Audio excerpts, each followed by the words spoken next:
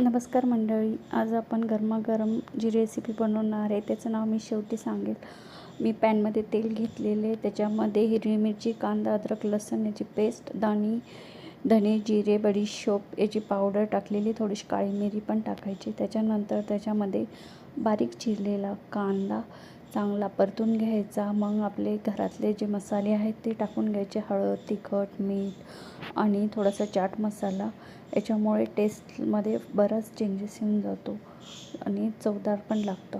सगळे मिक्स करून चांगले आपण भाजून म्हणजे सॉफ्ट होईपर्यंत भाजून घ्यायचे.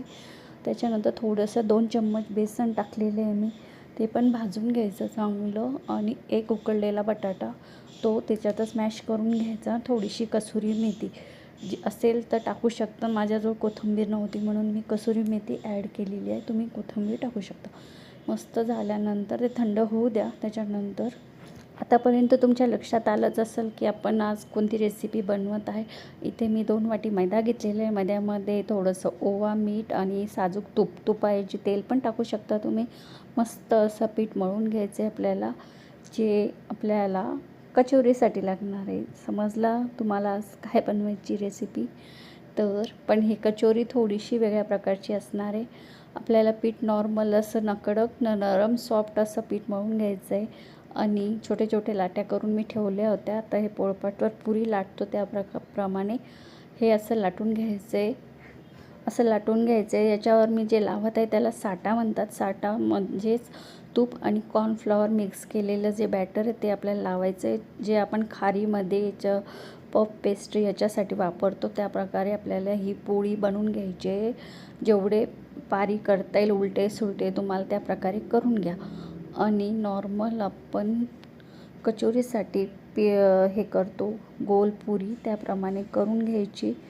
आणि मी जसं आपलं जे सारण बनवलं होतं त्यामध्ये मिक्स करून घ्यायचं आहे. ते चांगलं त्याच्यामध्ये भरून नॉर्मल असं हातानेच प्रेस करायचं आहे, छान दाबून घ्यायचं आहे.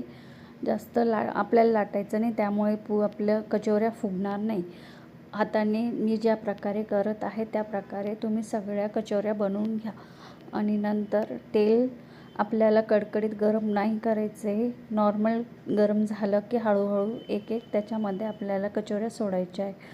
ज्यावेळेस कचोऱ्या वरती येतील हळूहळू फुगून, त्यानंतर थोडंसं आपण फ्लेम वाढवलं तरी चालेल.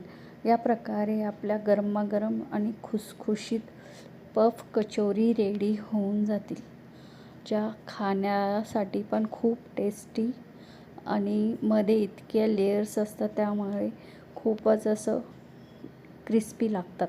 मिरचे तुम्ही पफ खायचं विसरून जाशाल. अशा घरातल्याच घरात तुम्ही इतके छान क्रिस्पी कचोऱ्या बनवून घेशाल. मी तुम्हाला एक कचोरी फोडून दाखवत आहे, त्यामध्ये तुम्हाला लेअर दिसत असेल कसे पडलेले भरपूर आणि खाण्यास पण टेस्टी लागतात. आणि हे मी चिंचेची चटणी किंवा केचपसोबत खाऊ शकता. Thank you so